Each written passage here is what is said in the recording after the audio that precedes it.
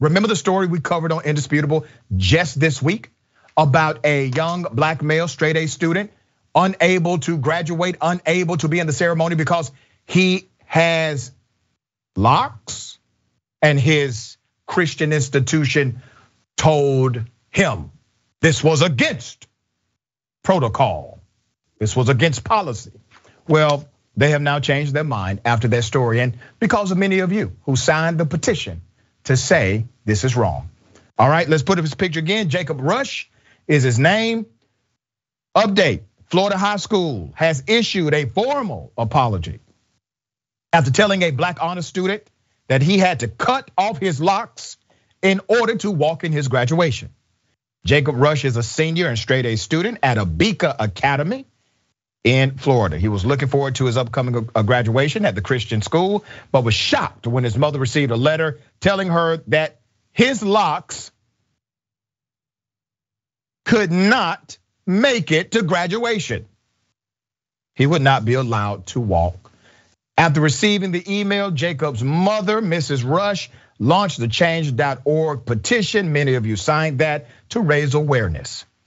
After all of the social media backlash, and many of you who helped with making sure this got the prominence it deserved, the school has issued an apology. Abeka Academy apologizes for the insensitive rule of no dreadlocks in the dress and hair guidelines for our optional homeschooling graduation. The statement read, "This does not reflect our desire to respect and serve the broad diversity among ABA students." They also reversed their policy.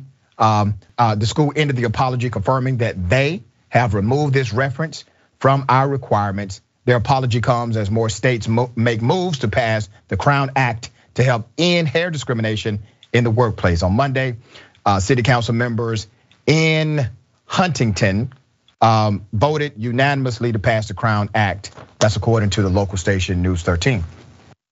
Why did it take all this? If you don't believe systemic racism exists, that structures of racism exist, I want you to think about this. The only reason why it literally said in their policy guidelines that people with dreadlocks cannot walk in the graduation ceremony is because white people don't typically have dreadlocks. It's real simple. That's the reason it was in there.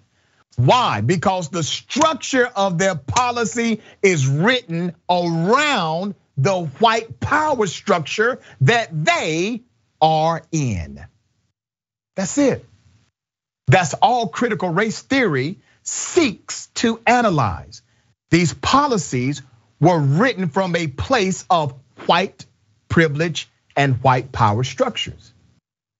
All right, Mr. Wiggins, thoughts on this? You know, when we were reading the report and when you went over this just the other day, I was wondering why they said specifically like hair being unkempt or hair can't go over the ears. Why? What's wrong with that? Not only is this racist, but it's culturally insensitive. Look, just to be honest, before I checked in with you all to be on this show, the last thing I did was my hair. That's the last thing I looked at in the mirror. Dr. Richey, after watching you, I'm like, he must get his hair cut twice a week. Culturally, hair means a lot to us. It just does. And so when you say something like hair being unkempt to a person with dreads, you don't know what you're talking about. That's right. And I wanna say this last part. When they say something like, well, this does not reflect our values, doesn't it though? Like it does. It does reflect your values. And so maybe they can change that moving forward. But as of right now, today, it took a lot of petitions and a lot of hoopla from people like you. And thank you for making this available to everybody. But it took that for them to change your policy, which shouldn't have been there in the first place because there's nothing wrong with hair covering your ears. That's right. So I'm glad this is rectified, and hopefully moving forward, we don't have to deal with anything like this. But we both know that's going to be the case. Yeah, very well said.